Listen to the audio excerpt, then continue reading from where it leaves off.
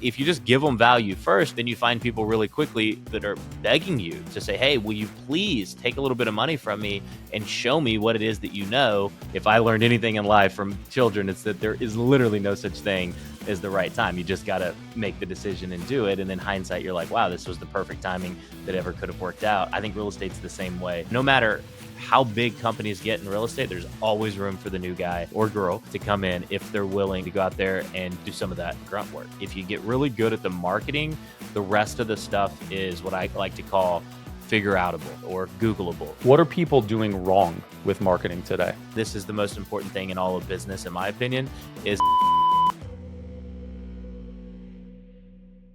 Kelton Todd, real estate investor extraordinaire, multi 8-figure companies, multiple of them. You have now eclipsed over 100 million in revenue in the last several years. And you have, it's got to be the largest women's real estate investing network on the planet. You've got over 100,000 people that you've helped in that front. It is great to see you, man. Thanks for carving out time.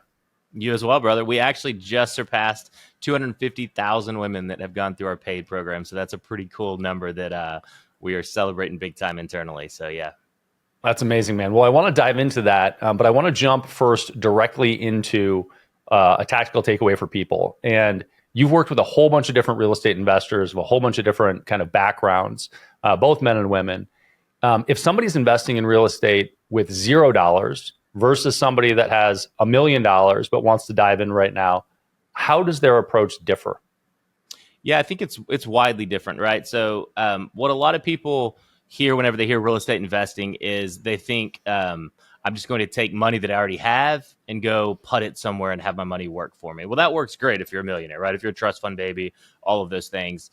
What's interesting is some people that have no money will hear about real estate investing and then they'll be like, hey, I've heard you can make money with no money in real estate investing, but they still bring that same mindset. They just don't bring the money with it, right? So they want to come into real estate investing, do nothing, but somehow make a bunch of money off of money. It's like, neither are really true, right? If you have a lot of money, you can definitely start investing in real estate by doing a whole lot of nothing, right? Just making your money work for you.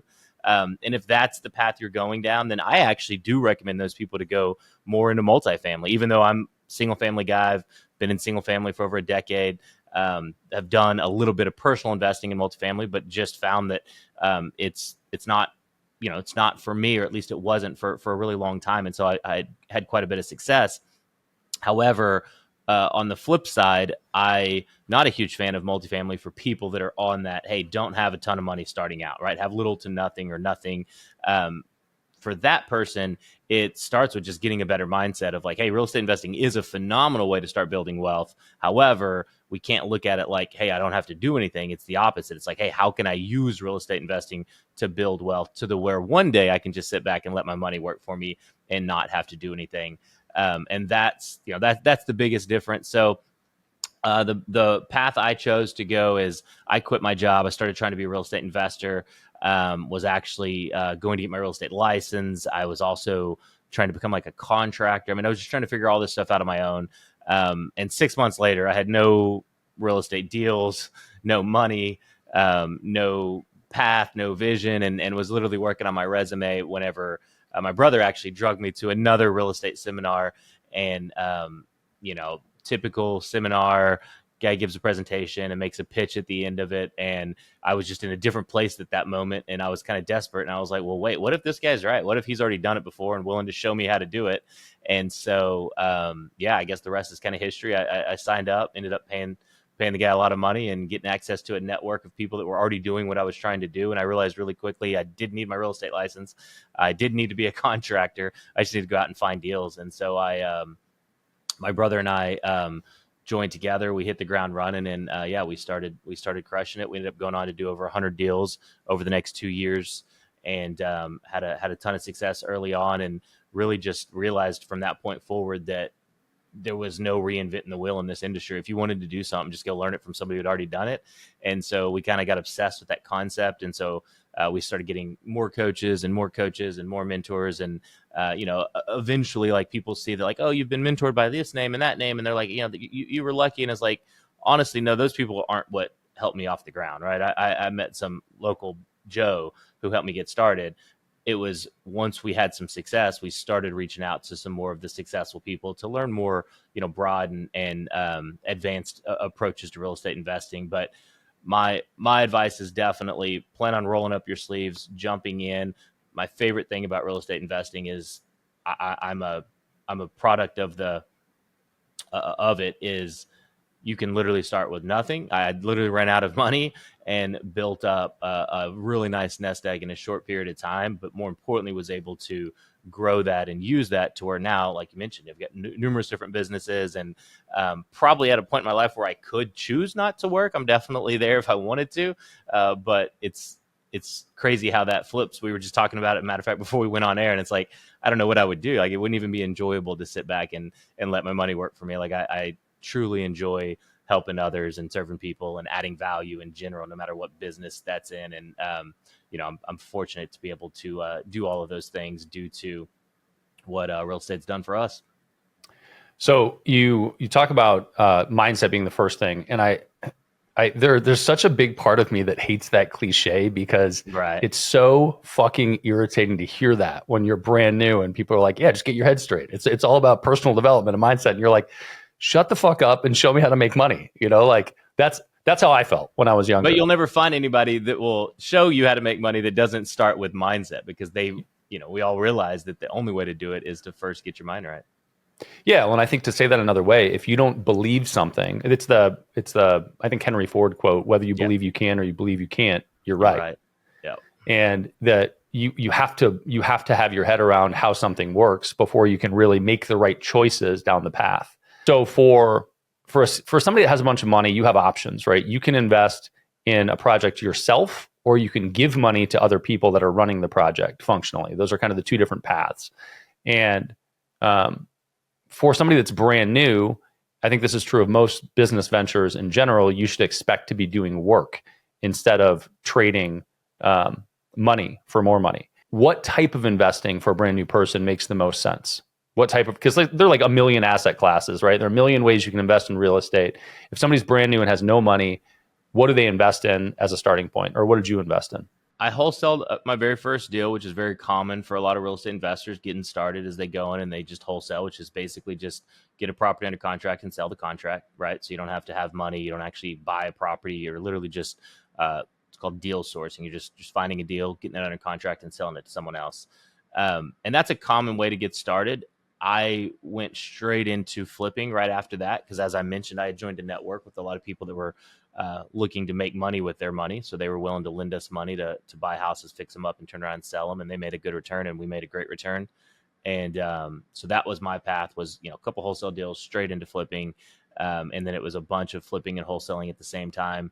Biggest mistake that I made that I love to share with people is I stayed in that lane for far too long. I think it's a great way to get started if you have no money. And I was literally in that spot. I'd run out of money. I actually maxed out credit cards and emptied out 401ks and everything I could just to hire that first coach, just to kind of get anything I could do to prevent from going back and getting a job. And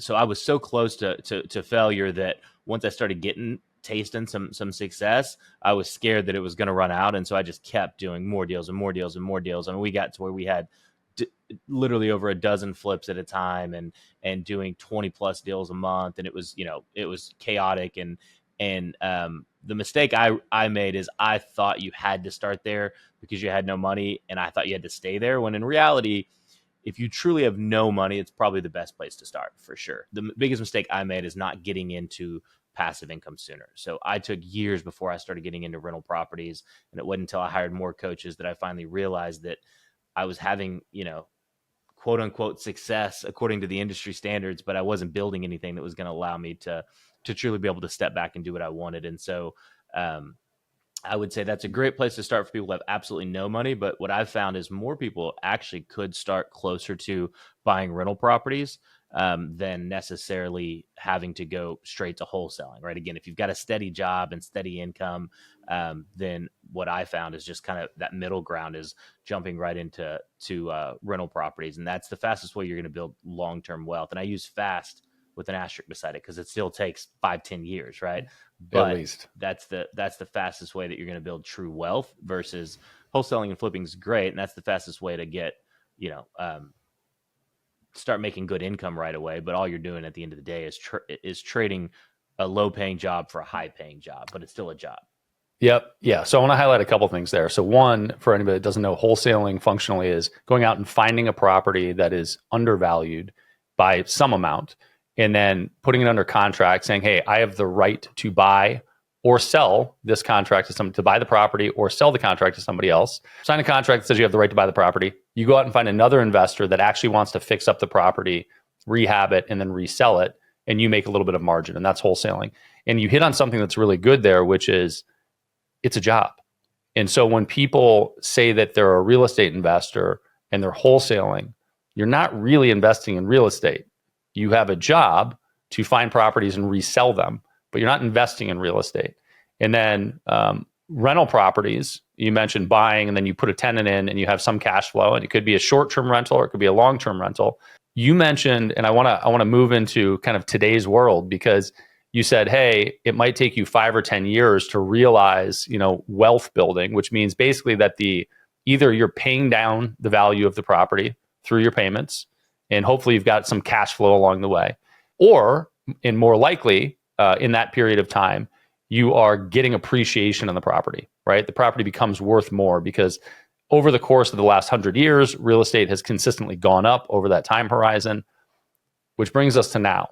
How does investing change when you're in a market where the values have dipped for a while and the interest rates are really high? Yeah, so I'm a big data guy. Like, I like to look at the data because we've all heard things like you just said it, and I've heard that 1,000 times in my life. Like, real estate goes up in value over time, and it's a wildly accurate statement, but it's kind of untangible, right? It's hard to do anything with. And so one of the first things I did is I went back and just pulled the data, and I was like, what does this mean real estate's gone up in value? So I went all the way back to the 40s and looked at the average price of a home all across America. And, it's obviously I get that there's some outliers, but if we just look at the average price of a home all the way across all of America, dating all the way back to the 1940s, it takes just over 11 years on average for real estate to double in value. So every year since the 1940s, real estate's doubled in value just about every 11 years.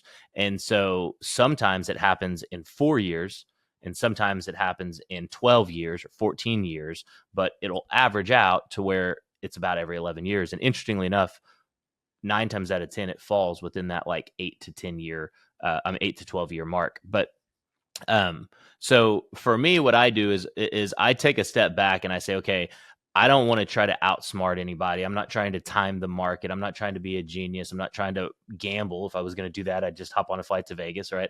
I just want to do what's worked for people for centuries, decades and decades and decades. And so what I do is I don't look at the market. I don't look at what the current, if we're in an up market, a down market, a sideways market, and try to predict what market's coming next. All I do is I say, the wealthiest people in the world got there by leveraging other people's money. And so if I can buy real estate and I'm able to do that using other people's money, which is, loans of all different sorts, starts with private money loans, then goes to bank loans. We now use DSCR loans, which are really cool because you don't have to have your own credit and income and all of those things, which is why I'm a big proponent of anybody can get started buying rental properties, because things have changed to where you don't have to have great credit and income to qualify for rental property loans. And so I just buy in any market. Having said that, I know that a lot of people listening don't like to hear that, right? Because people are like, well, I've got to do it just right. I've got to buy it just the right time. And what I found is, there's no right time. We were talking before we hopped on here. I just had my third child. Like, if I learned anything in life from children, it's that there is literally no such thing as the right time. You just got to make the decision and do it. And then hindsight, you're like, wow, this was the perfect timing that ever could have worked out. I think real estate's the same way. A lot of people are trying to gamble with it. They're trying to time it just right. And what I've found is it's going to take you a little longer than you think. So if you wait till the right time to get started, by the time you actually start having the success you were hoping for, it might even be a different market than when you get started. But once you get started and learn it, you're going to realize that it doesn't matter what market you're in. It's the right time to buy and hold real estate because the sooner you get your hands on some, the sooner it's likely to double in value. And so my big thing that I like to teach is acquire one rental property that's worth $250,000. Once you do that, you prove the concept. If I can get you to do it 4 more times, congratulations, you own $1 million in real estate. historically speaking, in a matter of a decade, you're going to be a millionaire. It's going to double in value. And that's not my opinion. That's just data speaking. Once people grasp that concept and they do it, they start to realize like buying $1 million of real estate is not difficult. Sounds crazy hard, but it's 2, 3, 4 rental properties. And once you do it and you realize that there's loans set up specifically for investors that don't require all your own money and income and credit, and there's a process of doing it, like you mentioned, buying off market, getting discounted properties, working with wholesalers, then it becomes really easy, and it helps people start to realize that I don't really care what time in the market we're in. Some of the best real estate I've ever bought in my entire life was right after COVID hit. I mean, deals were falling out left and right, and people were calling me, and I was like, yeah, I'll take it. And then my lenders started falling through, and that was the first time in my life that I was like telling somebody I would buy real estate, but I really and truly didn't know how I was going to buy it because my lenders were backing out just as quick as these other deals were falling through. But we got to work, and I made more cold calls and phone calls during that time period to find new money, new lenders. I mean, we even had banks that were backing out last minute. We extended a lot of contracts, and we were transparent with the sellers of what was going on. But looking back, I mean, we probably built a good chunk of our wealth, if not close to majority of it, from buying real estate during COVID, whenever everybody else was running from it. Because in my mind, I was like, I don't care if it goes down. The bottom could fall out, and it could drop to 50% of what it's worth today. I know for a fact within 10, 11 years, it's going to double in value from where I buy it at. And I didn't know that it was only going to take about 3 years for a lot of the real estate we were buying to be worth twice what we paid for it. But that was the fortunate from just sticking to the plan. So I'm fundamentally on the same page with you, which is that that when people ask whether or not a specific property or a specific type of real estate was a good investment, what has to be a part of that conversation is over what time horizon. Yeah. So was it a good investment over 3 years, over 5, over 20? Those are all very different things. But what does change, and what does change the dynamics of the investment, are interest rates. So, if somebody can afford to get a loan for $1 million property at 2%, they can afford the payment when the interest rates are 2%. They probably cannot afford the payment when the interest rates are 8%. So how does the approach change for a new investor when they go into a market when interest rates are that high versus when interest rates are low, which they were at the beginning of COVID? Yeah, I love it. I actually like how you even worded that, because you kind of did my job for me, right? The homeowners are more times than not the ones that are hurt from higher interest rates. And so we live in a world where, the average person keeps a loan for less than 3 years. And so even though people live in homes and you think, oh, that person's doing well, like odds are they refinanced in the last 3 years. Like you can't actually judge how somebody's doing based off of the home that they live in. And For sure. More times than not, statistically speaking, you can probably judge how much stress somebody has by the size of their home, just based off of the statistics of how likely somebody is to be refinancing these homes. And so what we actually find is there's more motivated and distressed sellers that are willing to take a lower price for their home just to get out of a situation and need to do it quickly in a market that's quote unquote a down market or a sideways market. Said differently, a buyer's market, right? So the seller is easy to get out of their property. And there's an old saying in real estate that it's cheesy, but it's so accurate that I have to use it. And it's, we date the rate, marry the house, right? So when interest rates are high, I'm not looking at it like, oh no, this house doesn't make sense for me. In the long run, I'm looking at it like, am I buying the house using little to none of my own money?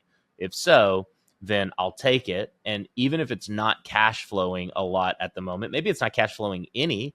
Fortunately, I'm able to do that now because I've been disciplined in investing for some time. But again, goes back to, where are you at? If you have no money, then yeah, maybe start with that wholesaling and flipping. But if you've got a little bit of money saved up, I personally am a big proponent of, I don't mind if I have a property that's not making a lot of cash flow because interest rates are high. I bought the house right. The house is what's going to double in value. Interest rates go up and down. The value goes up. over time, right? So I'll hold on to the house long term, and then when the rates go down, I'll refinance it, get into one of those really attractive rates, and now my cash flow is really attractive while I'm waiting for that property to double in value.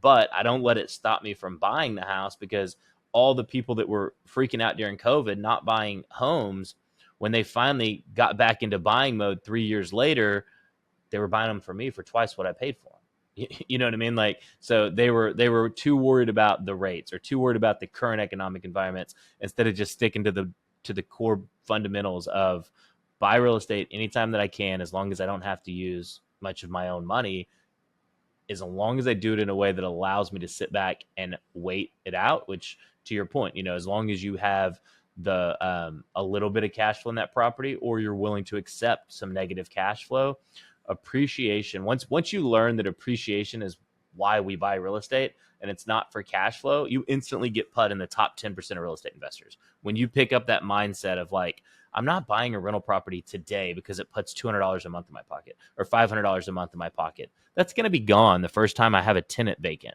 That's going to be gone the first time a hot water heater goes out. Like, get rid of that mindset. Do it because the property is going to appreciate. You're going to get tax benefits along the way. Once you start doing that and you start getting what I call a portfolio, so now you have 8, 9, 10 of them. Okay, well, now that adds up. $500 a month times 10 properties, that's $5,000 a month. I can afford for a property to be vacant once or twice here and there, or a hot water heater to go out, and I still have cash flow in my pocket. So it's just that mindset of understanding why we invest in real estate, I think is valuable. Date the rate, marry the house. That's I like that. Yeah. So you have been big on single family homes in particular. Yes. There are a million asset classes in real estate. Probably not literally, but there are a lot of different asset classes. There are, yeah. And my personal backdrop is quite a bit of single family homes, some light commercial, some small multifamily. Why do you pick single family homes versus anything else, both as a new person and also as a seasoned investor? Yeah, so the new person's the easiest one to answer, right? As a new investor trying to go out and, for instance, wholesale a property, there are 10 to 1, 100 to 1 single family homes for every multifamily, right? So you're just fishing in a bigger pond. There's a lot more fish. It's a lot easier, and it's a lot less headache to go out and get started. You don't have to understand cap rates and all these complicated formulas and have all these connections to brokers. Almost everybody who has a good solid job wants a home. And so the average person on the street doesn't know how to get a home at a discount. So the second you realize and learn how to go out and get a home under contract at a discount, you realize you don't have to have degrees, you don't have to have connections, you don't have to understand cap rates. All you have to do is understand that I bought the house for less than it's worth. Now let me find somebody who's willing to pay me closer to what it's worth, which is actually the easiest part in single family. So that's why I'm a huge fan of single family for new investors starting out, as well as loans. If I'm a new investor and I want to go out and buy a rental property, I mentioned these DSCR loans earlier. They're these new loans out that are so easy to go out and get a loan to own a rental property. Anybody can get approved for them. It's all based on the rental of the property. It's not based on your own personal income. You don't have to have any experience, and it's just the new way. It's why you see like these 29-year-olds on the internet that own 20 rental properties or 50 rental properties, and you're like, how does this kid have 20 rental properties at 26 years old? And it's DSCR loans, and it's just easy to go out there and get started with no experience, without great credit, without a bunch of money in the bank. When you go over to multifamily, which I've done just enough to know about them, to not be ignorant about them, but when you go into that, one of the reasons I don't love doing them is because I can't help anybody else do them unless I tell them like, okay, go start investing in real estate for 10 years, basically become very, very wealthy, have a bunch of money sitting in the bank, and then go out there and just do X, Y, and Z, right? Like that doesn't add value to the marketplace. Anybody that has that kind of success doesn't need my input on how to go out there and leverage it. And so that's my viewpoint of it. Is it's a lot easier to get started in single family. The reason that I stick with multifamily, I stick with single family, as I just mentioned, but it's also because I'm just a big believer in history and data, and multifamily has its times and its peaks and its seasons. But you hear a lot more about these bridge loans that are coming due and these balloon notes and like timing, and you have a lot of multifamily investors that lose it all because they didn't time things just right. I've never met a single family real estate investor who's lost it all, because again, we're history's behind us, and we don't ever get in these bridge loans and balloon notes and have to rely on some kind of economic environment. Interest rates don't impact us enough to get us in a distressed situation. And so I like the comfort and the reassurance of, unless the world's ending, I'm pretty sure people are going to always need these single family homes that I've got. Well, I definitely know single family home investors that lost everything during the '08 collapse, for sure. So you can definitely leverage your way into a full collapse with single family homes as well. But your point is noted, and I think that the accessibility portion and the simplicity portion is really noteworthy for new investors, right?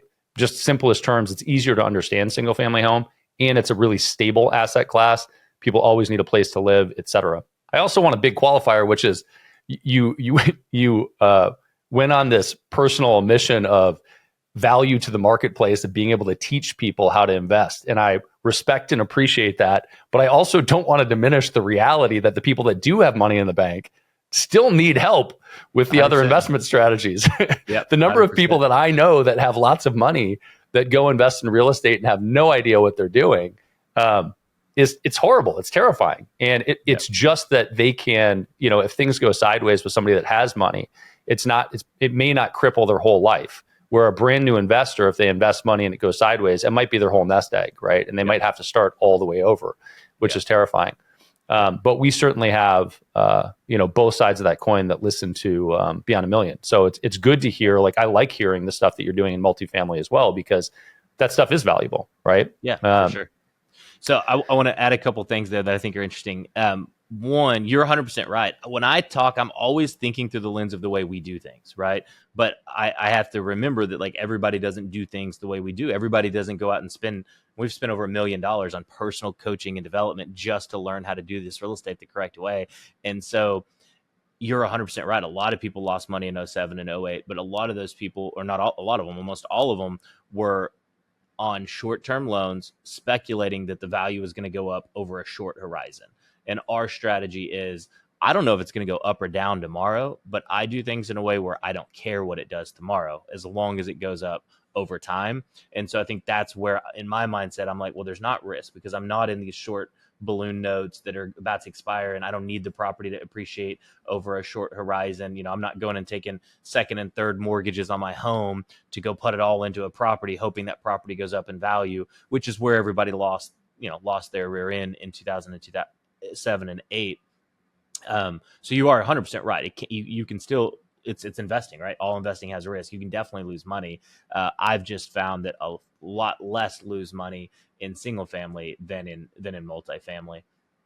And then to your second point there, that I think is interesting is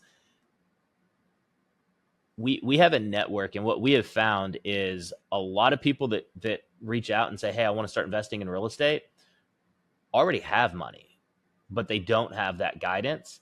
And what we have found is I would say, like, our expertise is connecting both groups of people. So we have about half the people reach out and say, I want to start investing in real estate, that don't have any money. And we just create a network where we pair the two together. So we take the people who do have the money, but less time and energy that they want to commit to it, and pair them up with the people that are realistic, that are serious about investing in real estate, investing in themselves, and are committed to actually putting in the work. Yeah. We match those people up to where the people that already have money, they get started, but they still get to do it in a safer asset class, or what I consider a safer asset class when doing it the right way. And it's an asset class that they're familiar with. Most people that have money own a home. So they're very familiar with valuing a home. They've bought homes at full price, so they understand that there's a marketplace out there for people that would always be willing to pay closer to full price. And so they feel really comfortable lending their money to other people when they're lending it out on a home that's 70% of what it's worth, backed by that first lien position, meaning they're going to get either the home back or their money back. And that's where we found a ton of success, is bringing people, even the ones with money, in through single family to start getting all of that experience. And once they start to see the return they get on their money, which is usually 15% or more, plus they start seeing the benefits of owning real estate, most of our network is not interested in going to multifamily, because when they go dip their toes on that side, they're like, wait, this is risky. I don't control the scenario. I don't even make the decisions of when we sell or not. I don't even make the decision of if we get foreclosed or not. It's out of my control, because it depends on the debt structure and the economy and the interest rates, and do we rent the property out, and the cap rate, and all of these things that are over their head. A lot of people end up like we do, and they say, hey, we just want to kind of hang out right here in the single family industry, where we can understand our investment and do it in a way that we control. Yeah, I think one of the things that's really, really important for newer people in business and investing to know in general, and this is another one of these cliches that used to irritate me, but money is everywhere. And it truly is. There's no shortage of people that have money that don't know what to do with it, truly. And when you're new, you might think, I don't have access to that. I don't know those people. I think that's bullshit. I can promise you, if you get very good at understanding something and doing something, whether that's real estate investing or business, somebody that has money and needs to put it somewhere will invest in you. But it starts with just understanding the principles of that activity, whether it's real estate investing or business or anything else. I love that you said start with getting good at something. I think a lot of people skip that step. But yes, actually go out and get some good, valuable knowledge and experience, and it's priceless to people that need to, like you said, need to put their money somewhere. So normally I interrupt the show to promote EPD, to tell you about credit card processing, but today I'm going to tell you about our partner program. If you know other business owners that accept credit cards and you refer them to Easy Pay Direct, you will get paid a percentage of what we make for the life of the account. As long as they're processing, you can build a residual for doing nothing, just the introduction. You can do that by going to epd.com/BAM partners. That's epd.com/BAM partners. Well, I want to talk about some other business stuff, but you hit on DSCR loans. Can you give me the breakdown of what DSCR loans are and what the basic structure is of them? Yeah, absolutely. So it stands for debt service coverage ratio, which is just some fancy word for saying I'll loan you the money as long as the property rents for more than the debt service. So whenever you go and get a loan to buy a house, you have a mortgage, and let's say your mortgage payment's $2,500 a month, right? The bank wants to look at your tax returns, your W-2s, your income, your credit score, and they want to make sure that you can pay that bank back $2,500 every single month based off of your historical income and spending habits. Well, they started coming out with these DSCR loans in about 2010. 2012 is whenever investors started getting their hands on them, but they were really new back then. But long story short, what they've determined is I don't need to know what your income is as long as I know what the property's income is. So what they started doing is they started saying, as long as the property rents for more than the mortgage that I'm going to give you, I don't need to know that you're going to pay me back with your income. I know that the property can pay me back with the property's income. And so if the mortgage is $2,500, and that includes, what we call PITI, principal, interest, taxes, and insurance, then as long as that property rents for $2,500 a month, I get approved. They don't need my tax returns. They don't need my bank statements. They don't need my work history.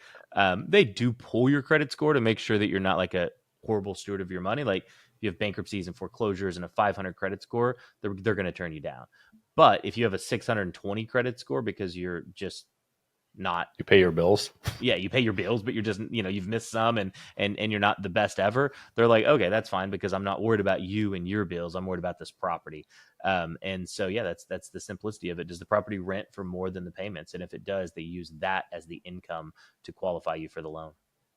Love that. So in commercial properties, commercial is all gauged that way, right? You're not personally guaranteeing a lot of commercial properties, and you even may be, but they're still looking at, in residential real estate, you do comps, which are, hey, is there a comparable property nearby? And that's how you assess value.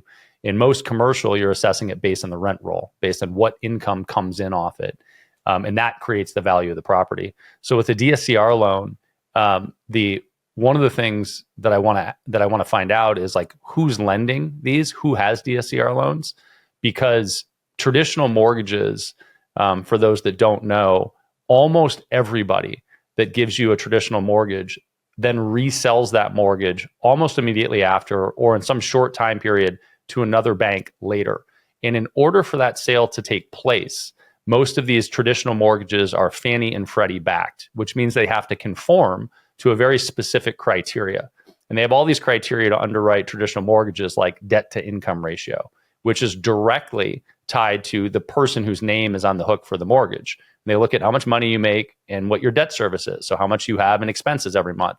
And if that ratio is appropriate, then they'll give you a loan or give you the mortgage for the house. So DSCR seemingly doesn't do that, which means that a different type of bank or different groups of banks do these, I would think. Yep.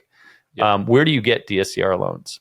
Yeah, you actually just nailed it and summarized it perfectly. And we call that the primary market. So when you go to a bank and you get a loan, they're going to take that loan, bundle it up, and they're going to sell it off to the primary market.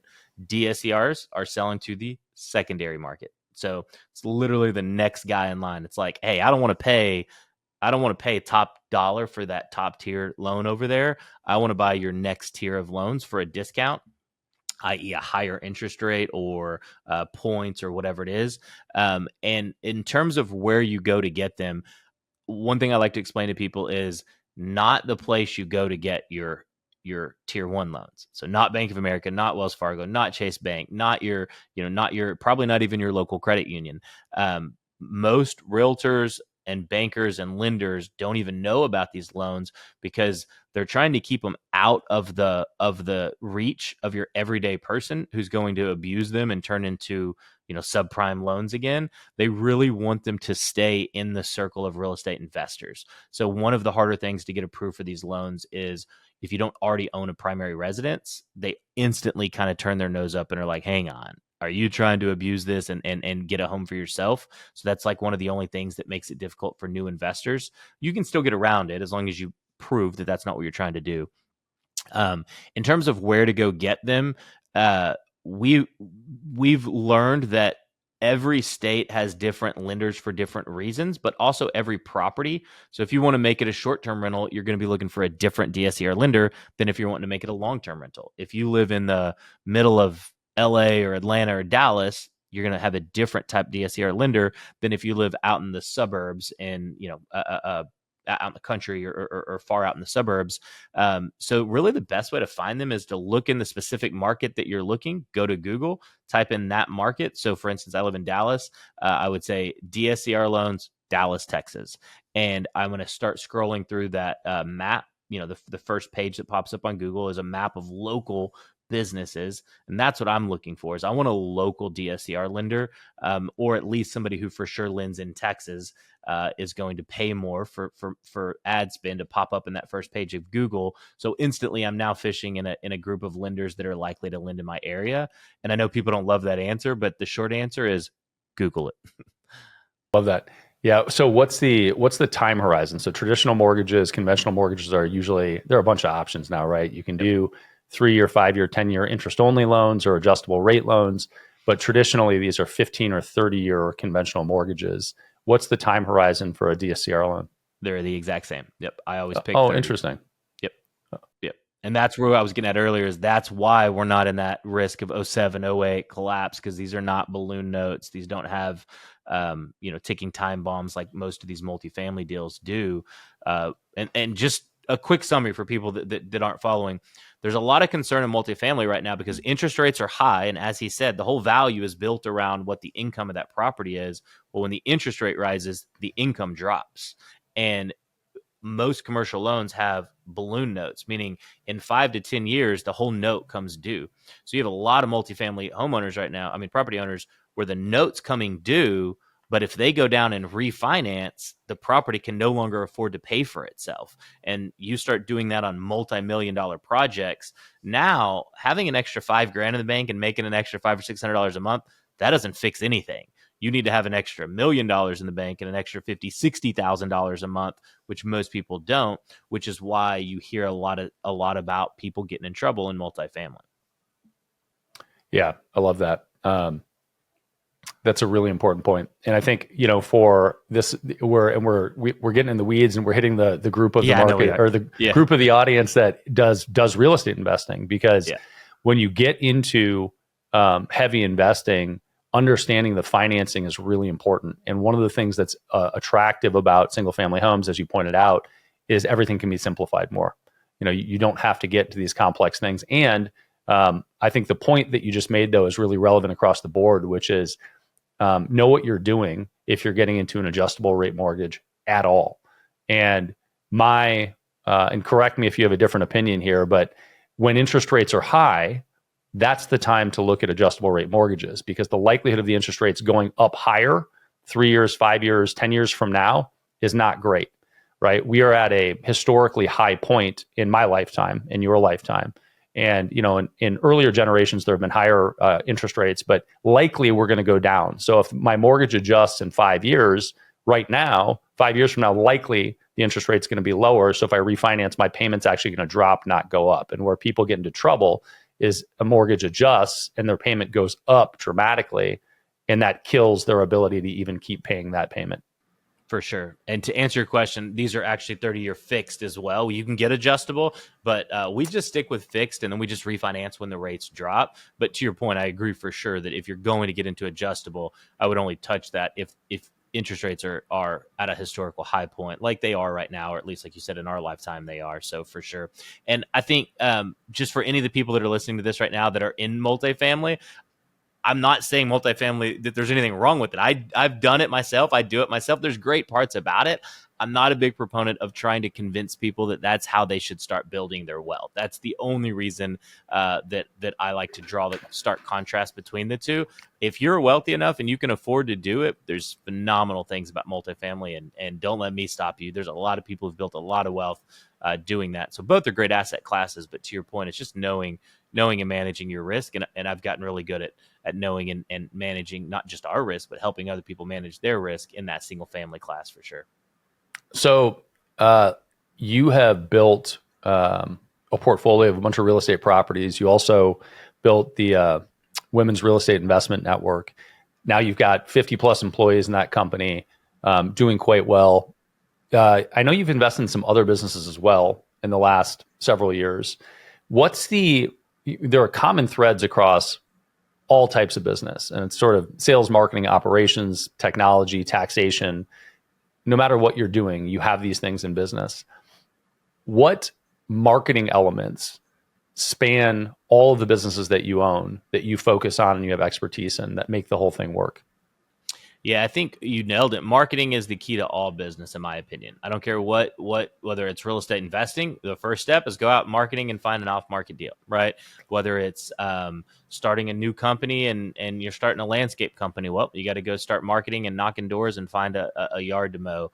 Like you mentioned, we've had a lot of success in some of our businesses, and it all comes back to the things and the principles that we learned when we first started investing in real estate. And that's that if you get really good at the marketing, the rest of the stuff is what I like to call figure outable, right? Or Googleable, right? Like you can figure your way out of just about anything, or you can Google your way just about anything in business if you have business, if you actually have revenue coming in. And so really what's led to a lot of our success is early on in marketing, we learned in real estate, we learned really quickly, as goes our marketing, goes our success. And so we just got really good at marketing. And once we did that, once we started branching out and doing other businesses that are all kind of still in that real estate investing niche, we learned really on that we could have a lot of success if we took the same mindset of marketing first, dial in the marketing, get the demand built up, and then you can build a sustainable business around that. And so I just summarize it all in marketing. We live in a time now where digital marketing, particularly Facebook, Instagram, is where most people spend the majority of their spare hours. If you take the average person, they have to sleep, they have to go to work, But the hours that they get to choose what they do with their time, unfortunately, most people are spending that scrolling on social media. So we take advantage of that. We say, okay, we're going to meet you where you're at. And if we can go and place ads in social media to help you sell your house if you need to sell it quickly, to help you learn how to start investing in real estate if you want to start investing in real estate. We've used it for everything from finance companies if you're looking for loans, to roofing companies if you're looking to put a roof on your house. And that's what we've learned works really, really well, is get in front of people where they're at.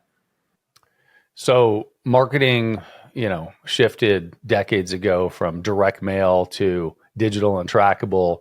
And now, as you just mentioned, we moved into the really social first or social entirely space. What are the elements of sort of the marketing funnel for, the real estate network versus real estate investing itself? Are they the same? Are they different? How do you approach that? What are the steps in your marketing campaigns? Yeah, they're all really the same. What I've learned is if you meet people where they're at and you add value to them, then they're more likely to respond to your marketing. And so we're big proponents of leading with value first. So whether that's, if we're looking to buy a house from somebody that needs to sell their house quickly, the first thing we're going to do is put something in front of them that add value to them. Lets them know that there's a group of people out there like us that buy houses quickly for cash at a reasonable price. It's a discount. We have to get a discount for being willing to buy your house without inspections and appraisals and lengthy close times and all of that. So we just add value first and let you know that exists. And sometimes people will get the value from us and then go sell their house to another investor, which is totally fine, right? As long as enough still call me to pay for my ad, then I don't mind that, right? Doing the entire industry a favor, and hey, that works too. And then same thing with like the education space, for instance. People want to start investing in real estate. The first thing they want to do is not go hire a coach and pay them $10,000 to teach them everything they know, right? If you told the average person that, they'd be like, oh, that's a scam, and they run. But if you just give them value first, and all of a sudden they realize, wait, this person really does this. They really know how to do it. And more importantly, they've spent a lot of their time really willing to show me how to do it.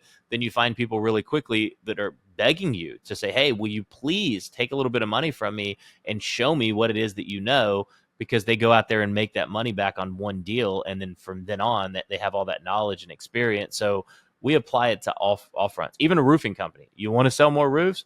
Run ads educating people on why they need a new roof, on when to know if they need a new roof. And next thing you know, you're the company they're calling when they need a new roof. So you mentioned running ads, which takes money.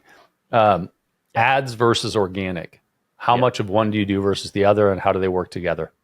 Yeah, I call this time versus money, right? So if you've got more money, then you want to put more money in paid ads. If you've got less money or no money, then you're not going to go out and run ads for your first deal. You're going to go out and use your time. So you might do things like door knocking or sticking signs in the ground at the intersections, right? Like those are all time, labor intensive deals. Cold calling, picking up the phone and calling people. Those are all the things I did to get my first deals. I didn't go out and run ads.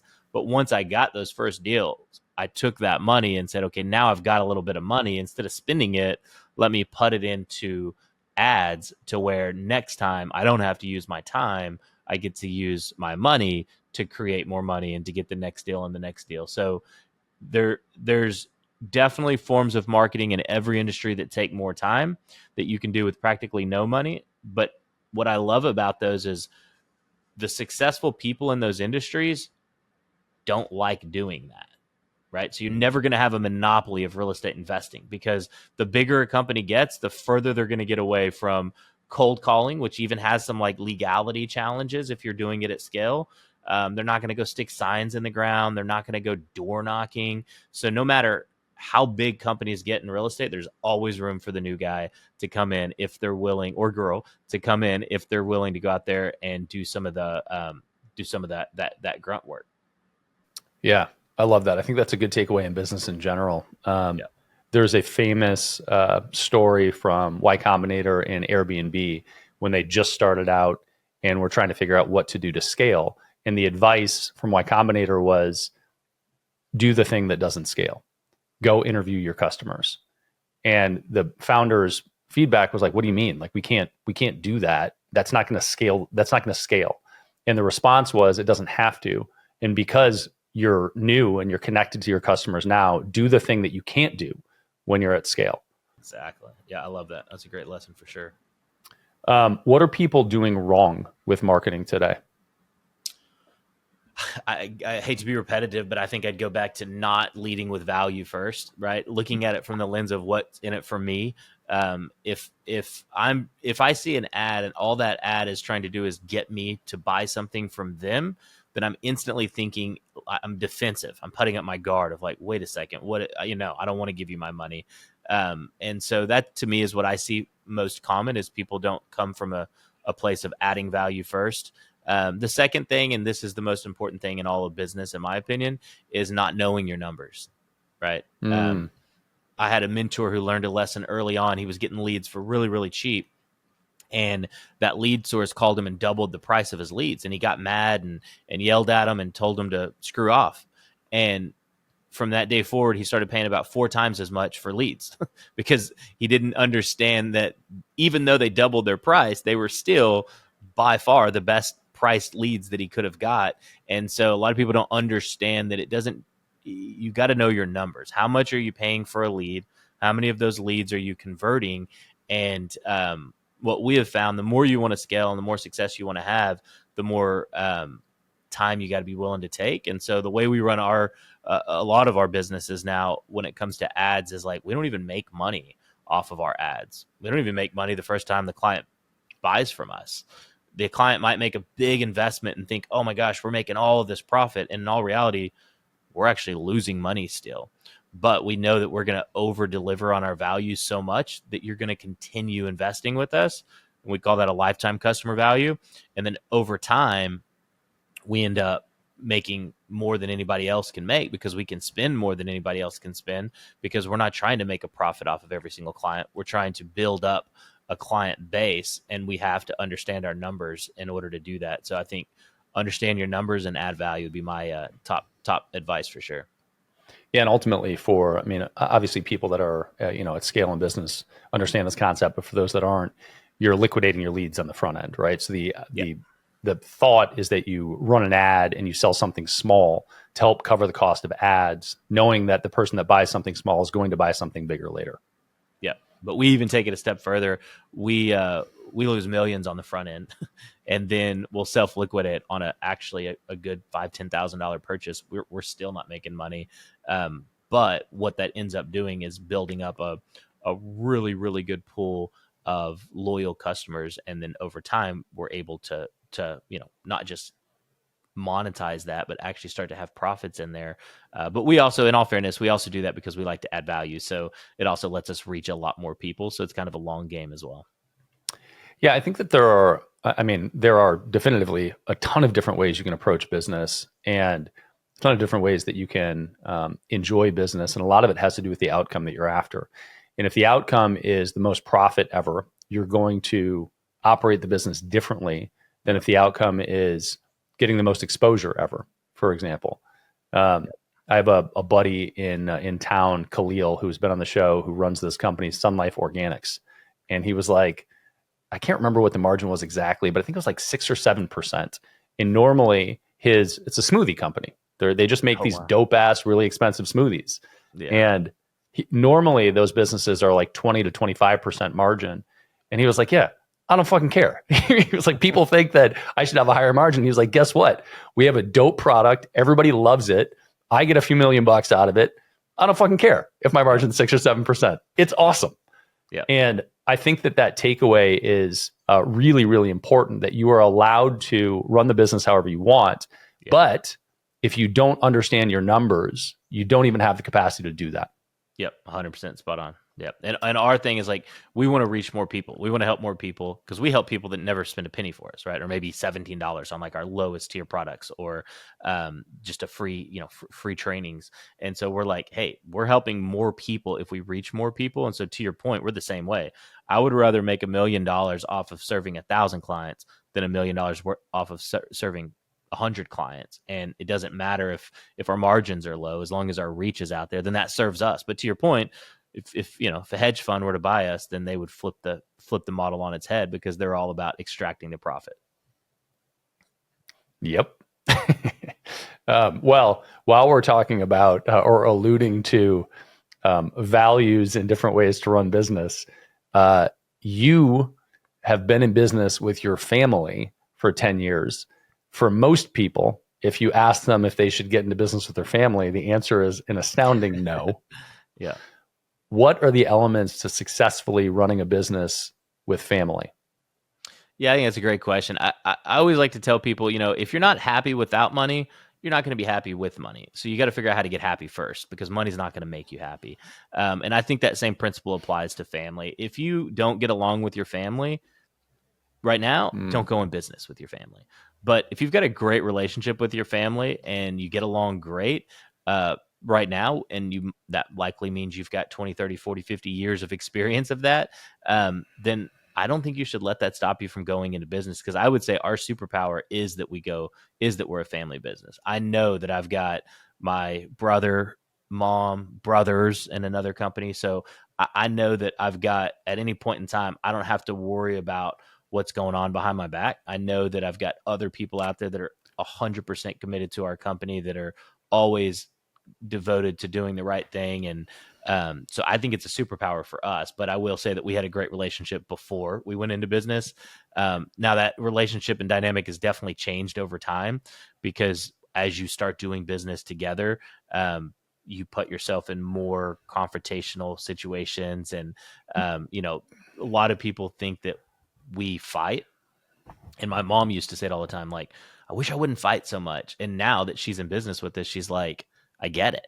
You don't fight. You actually respect each other enough to dispute and to argue. And so we argue a lot, and people think that we're fighting. And it's our version of like, no, if I don't argue with you and if I don't fight you, unfortunately, that means I don't respect you. Like, I don't really care enough to hear your side of the story or your opinion, or I don't care if you agree with what I think. It's the people that I respect the most that I'm like, no, let's get to the bottom of this. If you think one way and I think another way, one of us are probably right and one of us are wrong. And I want to know if that's me. And so I think, it's been our superpower for sure of having that family dynamic, but it's also another blessing that just comes from getting to experience success with people that you love. And we get to go on family vacations and spend time together and have experiences with our entire family that would not be fun if I didn't get to do that, or if I'm having to like pay for all my family's way. And like, it's just not the same as like your family getting to be a part of it and experience it together. So for us, it's been, probably the biggest, not only like superpower, but also a blessing. And I highly encourage people to do it if you actually get along, and if you're willing to accept the fact that you're going to argue. But like, that doesn't mean that you don't love each other. That doesn't mean that, we can get in a knockdown, drag out brawl. But if we got dinner plans, like, I'm going to my brother's house for dinner that night. It doesn't matter if we were fighting at the office 2 hours earlier. Like, my wife and kids are loading up. We're going in the car. We're going to go have fun and hang out and watch TV and laugh and chat like nothing ever happened. And then we'll pick our fight back up the next morning when we get to the office. Like, that's what's worked well for us. Yeah, and that works because you had that relationship before you went into business in the first place. 100%. Yeah, for sure. One of the things that comes in play with real estate investment and business when you start making money is tax planning and protecting that money and making wise decisions, asset protection, et cetera. What's the core lever you use to control your taxes as you make money with real estate? Yeah, so the number one, hands down, to anybody that is, even if you're already in business, but definitely if you're not in business, you're wanting to get started, or really no matter where you fall, is entities, right? You got to set up an entity. Like, entities are how the wealthy avoid paying taxes. Now, the more complex your entity structure, the more asset protection and the more tax, reduction that you're going to be able to get. But starting out, I'm a huge proponent of go get a professionally set up LLC and start doing business to where you get to the point where you have assets that you need to protect. Because I think a lot of people make that mistake of trying to get started in a real complex structure. And I'm like, no, just go get an LLC professionally set up by somebody who understands the industry that you're going in. And that should be enough to help reduce your taxes and create a base level of asset protection. Having said that, I actually love this topic. This is something that I'm passionate about. And as we started having more and more success, I started studying what it is that the true successful people of our time do to continue protecting their assets at the next level, as well as reducing taxes into the future. And we've ultimately found a structure that we really, really love using trusts and whole life insurance. So we set up a trust, fund whole life insurance, and name that as the beneficiary.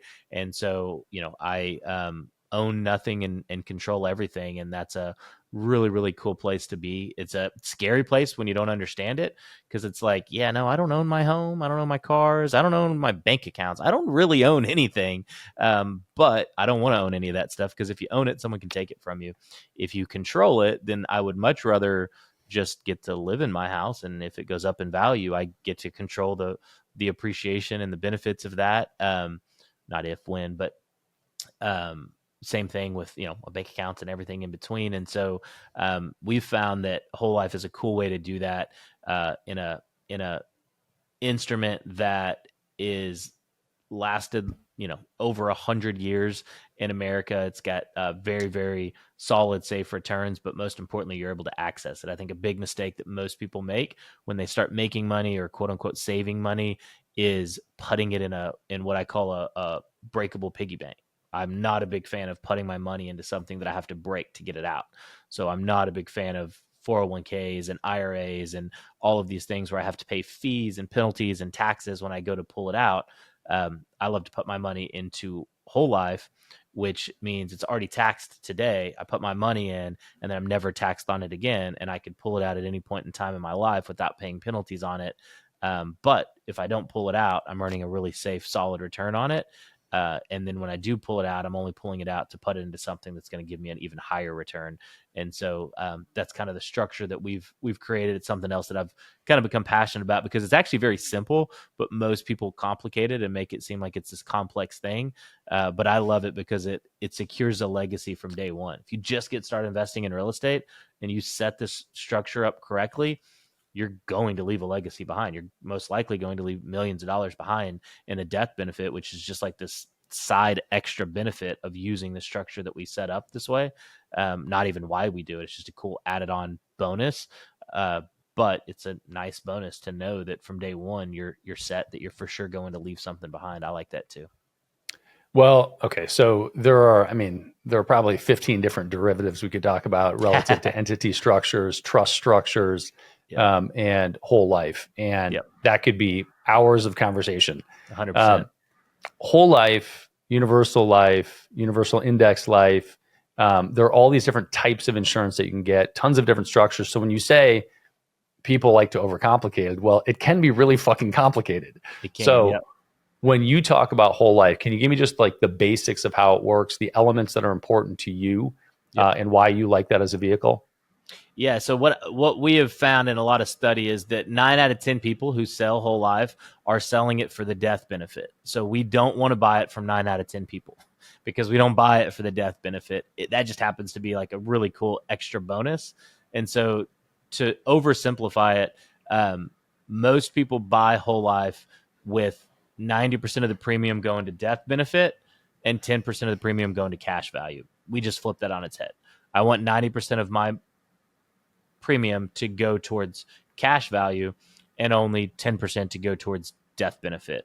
And the irony in that is when we structure it that way, we end up with 10 times as much death benefit as we would have ever had, because we buy more than 10 times the insurance that we would have ever bought, because we're not using it for insurance. We're basically using it for a glorified savings account.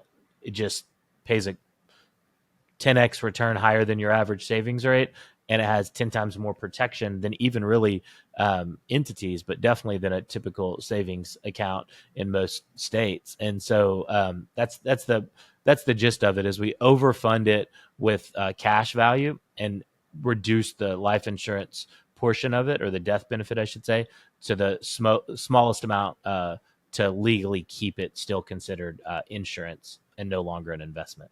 Okay, so the basic elements for those that don't know with insurance is basically you can pay for just a death benefit, and then the policy itself has no real value when you stop paying. It's just a death benefit. If you die while you're holding this insurance, somebody will get paid out a certain amount. That's the death benefit. Whole life, in particular, as a vehicle, can maintain what's called a cash value. And so you are creating this, you're building up this value where at any point in time, that value is real and it's sitting there, and you could liquidate that policy and just take that cash. You just will no longer have the death benefit later if you stop paying in, but you always have a value of that policy. And so your chosen path here is to fund this, that you have this huge cash value and it's sitting, and that cash will grow. You have interest on that cash.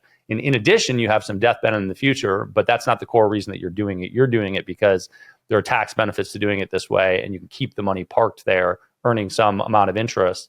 And you can pull it out as you need to, or lend against it as you need to. So you can get a loan against it as you need to, because it does have a cash value. Yep, I think you summarized it perfectly. The final piece I would say is, once we do it that way, then we never leave any of it sitting in there. We go borrow all of it out and go deploy it into real estate, private money lending, like you just mentioned. We're always using our money. I'm not a fan of saving money. I'm a huge fan of using money, but I can't use it if I tuck it away in some kind of a 401k or IRA that's breakable and I got to go shatter it just to get it out.